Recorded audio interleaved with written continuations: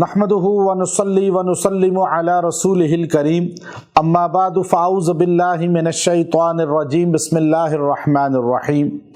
اللہ تبارک و تعالیٰ کے صفاتی ناموں میں ایک بہترین نام الجبار ہے، یعنی سب سے زبردست ذات، یعنی اس سے زیادہ زبردست ہے ہی کوئی ذات نہیں۔ جبار ہے، وہ ہر ایک پر چھا جاتا ہے۔ یاد رکھیں یہ اللہ کی وہ صفت ہے جو اللہ رب العزت نے ہمیں بتلائی ہے کہ ہم اس صفت کو تسلیم کریں، ہم مانیں کہ سب سے زبردست ذات صرف اللہ وحدہ لا شریک کی ہے۔ اور آج دنیا کے اندر جو ہے لوگ کسی پر زبردستی قبضہ کر لیتے ہیں، کسی کے مکان پر، کسی کی گاڑی، کسی کی دکان، کسی کی مل یا کسی کے پیسوں پر، تو اس کے لیے اس میں باری تعالیٰ کو اپنا وظیفہ بنائیں۔ اللہ وہ زبردستی کی آپ کی چیزوں پہ جو قبضہ کیا گیا ہے اللہ وہ چھڑوائے گا بھی اور ان کو نشان عبرت بھی بنائے گا۔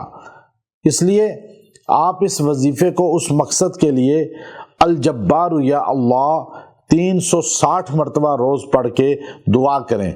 انشاءاللہ العزیز تھوڑے عرصے میں آپ کو محسوس ہوگا کہ اللہ تعالیٰ نے ان سے آپ کی چیزیں آپ کو واپس کروا دی اور ان کو اپنی گرفت میں لے لیا۔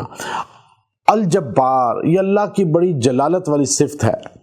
اللہ رب العزت جب زمین و آسمان کو ختم کر دے گا، تمام انس و جن کو موت آ جائے گی، یہاں تک کہ مقربین چاروں فرشتوں کو، عرش مالا اٹھائے ہوئے 8 فرشتوں کو بھی موت آ جائے گی، ملک الموت بھی مر جائے گا، کچھ بھی نہیں بچے گا، تو اللہ فرمائے گا این الجبارون، کہاں ہیں جو اپنے آپ کو بڑا سمجھتے تھے، جو اپنے آپ کو بڑائی کا دعویٰ کرتے تھے، غرور و تکبر میں رہتے تھے۔